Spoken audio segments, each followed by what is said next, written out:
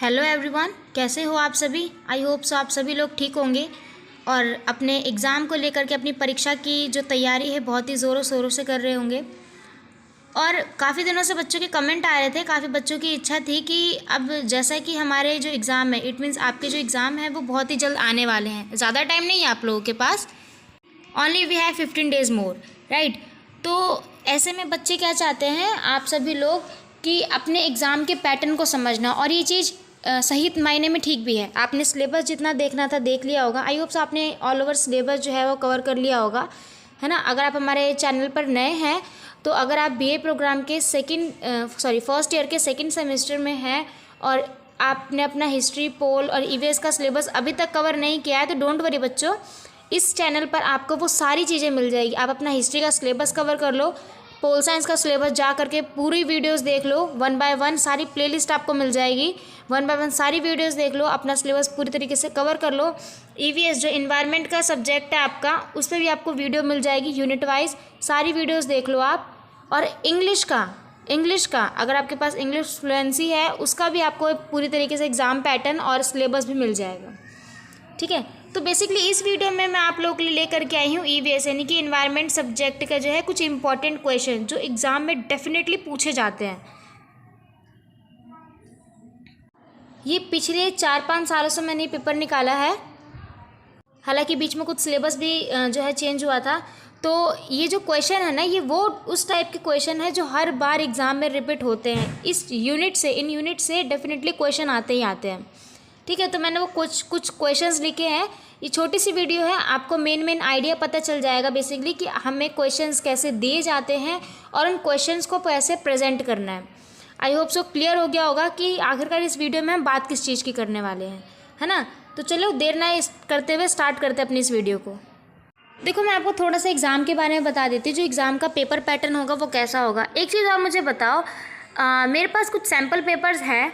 हालांकि अगर आपने हमारा टेलीग्राम ग्रुप ज्वाइन नहीं किया है तो आप सबसे पहले जाकर के टेलीग्राम ग्रुप ज्वाइन कर लो, क्योंकि अब हम आप लोगों को सभी ये जो है सब्जेक्ट्स के सैम्पल पेपर डायरेक्ट तरीके से प्रोवाइड करेंगे, है ना। प्रीवियस ईयर जो पेपर्स होते हैं वो, तो ईवीएस वाला जो प्रीवियस ईयर पेपर है उसमें आपके टोटल क्वेश्चन जो होते हैं ना वो 7 होते हैं, 7 से 8 ही आएंगे। और आपके सिलेबस में कितनी यूनिट है वहाँ पे भी 7 है, यानी कि हर एक यूनिट से एक क्वेश्चन आएगा ही आएगा, डेफिनेटली आएगा, हर एक यूनिट से आएगा।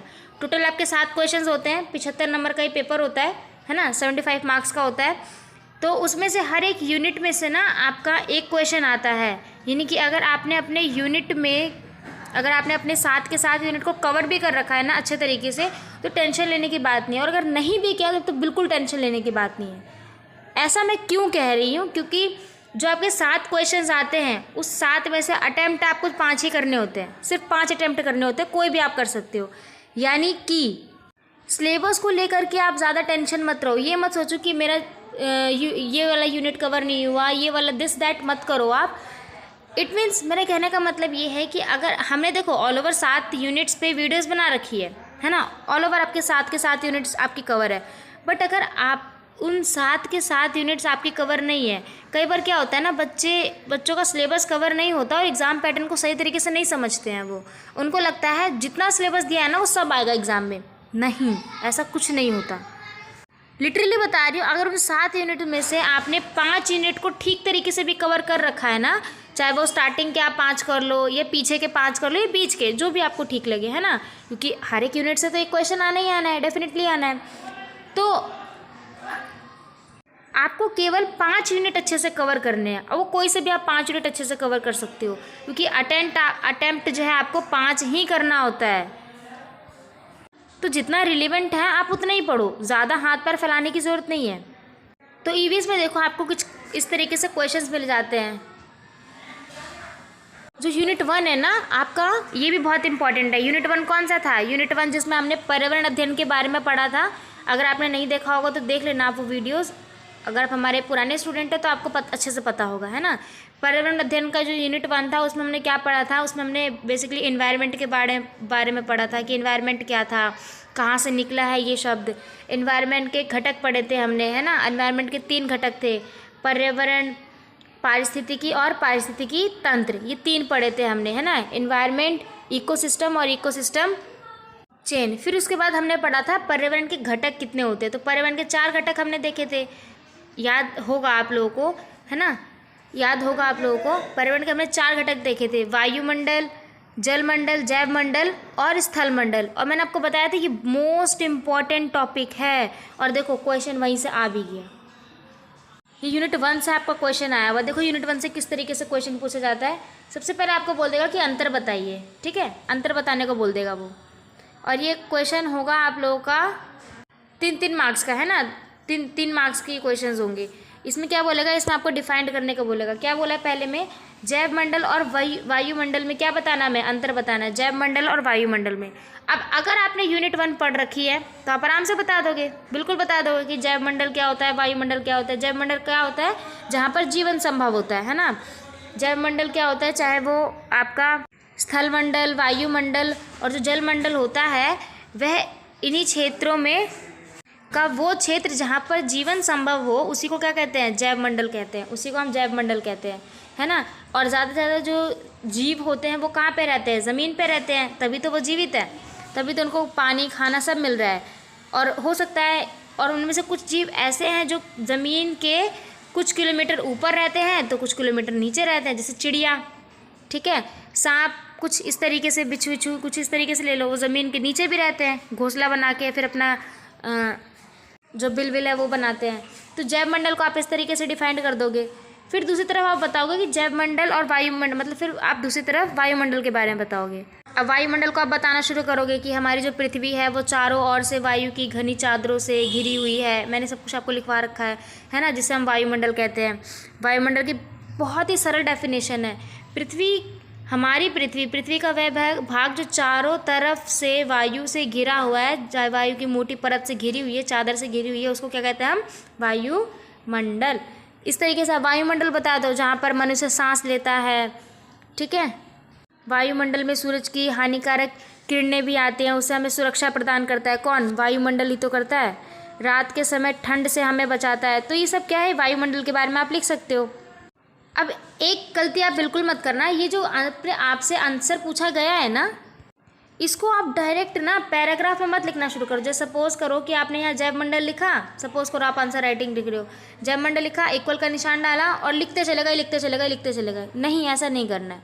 कोशिश करो आप जैव मंडल आप लिखो, एक हेडिंग बनाओ, ठीक, हेडिंग बनाने के बाद उसकी सब हेडिंग बनाओ। यानी जैव मंडल लिखा, पॉइंट 1 डाला, फिर जैव मंडल के बारे में लिखा कि जैव मंडल वह क्षेत्र होता है जहाँ पर जीवन पाया जाता है। फिर दूसरा पॉइंट लिखा, जीवों को जीवित रहने के लिए ज़मीन चाहिए जहाँ पर जीव अपने जीवन व्यक्त करते हैं, कुछ इस तरीके से, नहीं पॉइंट वाइज लिखो।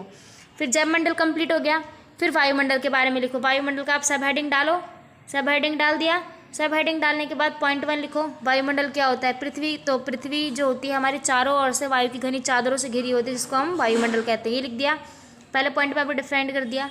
सेकंड पॉइंट पे आप क्या लिखोगे, सेकंड पॉइंट में ये लिखोगे कि वायुमंडल हमें सूर्य की हानिकारक किरणों से बचाता है, वायुमंडल में मनुष्य सांस ले सकता है। तो इस तरीके से रख सकते हो। पृथ्वी पर सभी जीव जो है जीवित रहने के लिए किस पर निर्भर है, वायु पर निर्भर है, यानी वायुमंडल पर निर्भर है। तो इस तरीके से आप 3 से 4 पॉइंट वाइज लिखना शुरू करो, पैराग्राफ नहीं लिखना है। तो आई होप सो कि आप अपने आंसर को प्रिपेयर अच्छे से कर लोगे, है ना। तो इस तरीके से आप जैव मंडल, वायुमंडल बताओगे। दूसरा, ताज़ा जल पारितंत्र और समुद्री जल पारितंत्र क्या होता है। देखो आपने ये वर्ड सुना है, ताज़ा जल पारितंत्र। हो सकता है ना आप सोचोगे ताज़ा जल पारितंत्र क्या है। ताज़ा जल, यहाँ पर ना आपको क्वेश्चन थोड़ा सा घुमा दे। बेसिकली वो आपसे जल पारितंत्र पूछना चाहता है, और यहाँ पर समुद्री जल पारितंत्र पूछना चाहता है। तो जल पारितंत्र आप बता देना, वह स्रोत जहाँ से हमें जल पाया जाता है, जल मिलता है ना। और समुद्री जल पारितंत्र वह जल जो हमें समुद्र के द्वारा प्राप्त हो, खारा जल। तो इस तरीके से आप जल पारितंत्र बता दो। फिर पारंपरिक और गैर पारंपरिक ऊर्जा स्रोतों के बारे में बताओ, संसाधन। और ये जो पॉइंट्स है ना, आपको ज़्यादा लंबी नहीं लेके जानी, ज़्यादा लंबा चौड़ा नहीं लिखना है। 3 से 4 पॉइंट लिखो, इनफ है, आराम से एग्जाम नंबर देगा आपको। अब यहाँ पे आप अपने आंसर को बता सकते हो कि पारंपरिक और गैर पारंपरिक क्या होता है। पारंपरिक स्रोत वह स्रोत होते हैं जो मानवों द्वारा पारंपरिक रूप से ही प्रयोग में लाया जा रहा है, जैसे कोयला हो गया, खनिज हो गया, ये सब हो गया, है ना। गैर पारंपरिक, जो मानव स्रोत जिनका उपयोग जो है पारंपरिक रूप से नहीं करता, जैसे सौर ऊर्जा हो गया, ठीक है, सोलर ऊर्जा, पवन ऊर्जा हो गया, भूतापीय ऊर्जा, बायोगैस, ये सब इसके एग्जाम्पल लिख देना आप 3 से 4, बस इतना सा आपको आंसर लिखना है। तो इस तरीके से क्वेश्चंस बनते हैं। अब दूसरा क्वेश्चन हम चेक करते हैं और कौन कौन से क्वेश्चन बनते हैं। देखो एक क्वेश्चन ये भी बनता है आपका पर्यावरण से संबंधित। पर्यावरण संबंधी आंदोलनों से आप क्या समझते हैं? मैंने आपको आंदोलन के बारे में पढ़ाया था, याद है आपको?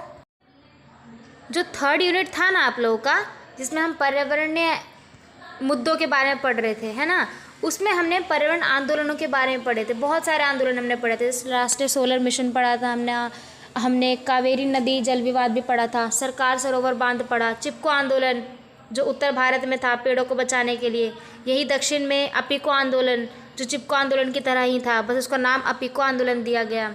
तरुण भारत संघ ये पढ़ा था, गंगा बचाओ नर्मदा बचाओ आंदोलन, ये सब आंदोलन हमने पढ़े थे। तो इस क्वेश्चन में ना उन्हीं आपको कोई भी एक आंदोलन ले लेना जो आपको अच्छे से आता है, चाहे कोई भी हो वो, है ना, उसके बारे में आप डिफाइन करना शुरू कर देना। तो पर्यावरण संबंधी आंदोलन से आप क्या समझते हैं? तो इसका पहले ये भूमिका बना देना आप इसकी कि पर्यावरण संबंधी आंदोलन से आप क्या समझते हैं। प्रेजेंटेशन कैसे करनी है सबसे पहले बताना। पर्यावरण संबंधी आंदोलनों से अभिप्राय उन आंदोलनों से है जो पर्यावरण के मुद्दों से संबंधित थे, है ना, इस तरीके से आप ये बता दोगे। फिर सेकंड क्वेश्चन क्या बोल रहा है? जैव विविधता एवं पर्यावरण संरक्षण हेतु चलाए गए ऐसे किसी आंदोलन की भूमिका का निर्वहन कीजिए। अब कोई भी आप आंदोलन ले लो, कोई भी जो जैव विविधता कोई बचाता हो। अब आप चिपको आंदोलन ले लो। चिपको आंदोलन हमारी बायोडाइवर्सिटी यानी पेड़ों को बचाने के लिए था ना वो, और पेड़ों की जिस तरीके से संख्या कम होती जा रही है, बहुत बड़ी विचित्र समस्या है हम लोगों के लिए।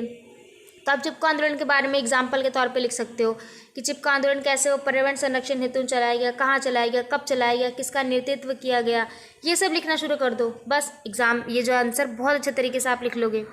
नेक्स्ट क्वेश्चन देखते हैं अब हम। अब देखो ये वाला जो क्वेश्चन है ना, ये आप लोगों को देखो थोड़ा सा आपको पढ़ने के पे ऐसे लगाओ कि ये तो कहीं था भी नहीं, जबकि नहीं। अगर आप देखो कोई भी क्वेश्चन आपको समझ ना आए ना, आपको कुछ नहीं करना है, क्वेश्चन को 3 से 4 बार पढ़ो, डेफिनेटली वो समझ आएगा। ये जो आपका लास्ट यूनिट था ना, लास्ट यूनिट याद है आपको? लास्ट नहीं, 6th यूनिट, जिसमें हमने वैश्विक पर्यावरण मुद्दों के बारे में पढ़ा था। वहाँ पे हमने पर्यावरण संरक्षण के बारे में ही पढ़ा था कि पर्यावरण को हम संरक्षित किस तरीके से रख सकते हैं, और पर्यावरण संचार और जन जागरूकता की भूमिका का निर्माण कीजिए कि लोगों के बीच में जागरूकता कैसे लाई जा सकती है, इसके बारे में हमने वहाँ पर पढ़ा था। देखो पर्यावरण संचार जो ये अभी भाग है, वो जन जागरूकता कैसे लगता है, लोगों को अवेयर करा करके, है ना, अभियानों के द्वारा अभियान चलाता है, अभियान चलाएगा, अलग अलग जो है गैर संगठित संगठन बना करके वो क्या करते हैं, लोगों को जागरूक करते हैं। तो ये 3 से 4 पॉइंट आप इस जो है क्वेश्चन को भी लिख सकते हो आराम से। मुझे ज़्यादा बताने की ज़रूरत नहीं, क्योंकि आई होप्स आपको पता चल गया होगा कि आंसर को प्रिपेयर कैसे करना है। एग्जाम में ना आपसे इस तरीके से भी क्वेश्चन पूछे जाते हैं। देखिए निम्न आपको 4 से 5 टॉपिक दे देगा, है ना, हेडिंग दे देंगे और कहेंगे कि इनमें से 3 से 4 को डिफाइंड करो। अब देखिए निर्वहनीय विकास क्या होता है, इसको आप 3 से 4 लाइन में, 5 से 6 लाइन में डिफाइन कर दो। निर्वहनीय विकास से अभिप्राय उस विकास से है जो केवल जीवन के निर्वाह से संबंधित होता है ना। भूमि का ह्रास वह है जहाँ पर दिन प्रतिदिन जिस तरीके से भूमि का ह्रास होता जा रहा है, उसमें एक विचित्र समस्या के रूप में ये विकट सामने है। तो इस तरीके से आप इसको डिफाइन कर दो। जैविक अतिक्रमण क्या होता है, ठोस अपशिष्ट प्रबंधन क्या है, ये बताया था ना। सॉलिड वेस्ट याद है आपको? सॉलिड वेस्ट हमने पढ़ा था बहुत अच्छे तरीके से। कुछ पदार्थ ऐसे होते हैं जो ठोस रूप में होते हैं और उसे हम कचरे के रूप में बाहर भेज देते हैं, है ना। और एक ये क्योटो प्रोटोकॉल, ये भी हमने बहुत अच्छे से देखा था कि क्योटो प्रोटोकॉल क्या था। ये एक आंदोलन था, एक मुद्दा था, है ना। वैश्विक संगठन के द्वारा चलाया गया था। क्योटो प्रोटोकॉल कब चलाया गया था? ये एक अंतर्राष्ट्रीय संधि हुई थी, 1997 में हुई थी, है ना। 1997 में क्योटो प्रोटोकॉल संधि हुई थी और 2007 में भारत इसमें शामिल हुआ था। तो इस तरीके से आप 3 से 4 लाइन में इस चीज़ को डिफाइन कर दो, बहुत इजी होता है। ईवीएस का पेपर कोई टफ नहीं है, बस अगर आपने अपने टॉपिक को अच्छे समझ रखा है ना, डेफिनेटली आप कर जाओगे। बहुत आसान सब्जेक्ट है, बहुत। तो आई होप सो ये वीडियो आपको पसंद आई होगी। अब आप कमेंट करके बता दो कि आपने अभी तक कितने आंसर्स को प्रिपेयर किया है, कितने क्वेश्चंस ढूंढे हैं, है ना। कमेंट करके आप फटाफट बता दो। और एक चीज़ और मैं बोलूँगी, आप में से अभी तक अगर हमारे टेलीग्राम ग्रुप को किसी ने ज्वाइन नहीं किया है तो कोशिश करो बच्चों जितना जल्दी हो सके आप उसको ज्वाइन करो, क्योंकि वहाँ एक ऐसा प्लेटफॉर्म है ना वो आप लोगों के लिए, जहाँ पे आप अपने आधे डाउट ना डिस्कशन के थ्रू क्लियर कर सकते हो। यानी कि वहाँ पे अगर आपको कोई डाउट होता है प्रिपरेशन रिगार्डिंग या किसी भी चीज़ के रिगार्डिंग, है ना, XYZ जो भी है, आप हमसे वहाँ डायरेक्ट तरीके से पूछ सकते हो। और पूछने के साथ साथ आपको हम क्वेश्चंस बैंक देते हैं, कुछ क्विजेज़ देते हैं, तो इस तरीके से आप अपने प्रिपरेशन और बेहतरीन तरीके से कर सकते हो, जो बहुत ही अच्छा मंच है आप लोगों के लिए। सो आई होप सो कि आपने अभी तक तो टेलीग्राम ग्रुप ज्वाइन कर ही लिया होगा। उसके अलावा आपने अभी तक अपनी प्रिपरेशन कितनी कर ली है, कैसी रही है, ये मुझे कमेंट करके बताओ। जितना ज़्यादा हो सके कमेंट करो, बताओ कि आप लोगों को ये वीडियो कैसी लगी, क्वेश्चंस कैसे लगे, आंसर को प्रेजेंट करना सीखा नहीं सीखा। अगर नहीं सीखा है तो आप टेलीग्राम ग्रुप पे हमसे पूछ लो, मैं आपको आंसर प्रेजेंटेशन की और तरीका बता दूंगी, है ना। तो जितना ज़्यादा हो सके वीडियो को शेयर कर दो, कमेंट करके बता दो कि वीडियो कैसी लगी, है ना, और अपने आंसर्स को बताओ। मिलते हैं अगली वीडियो में। Thanks to being here, thanks to watching.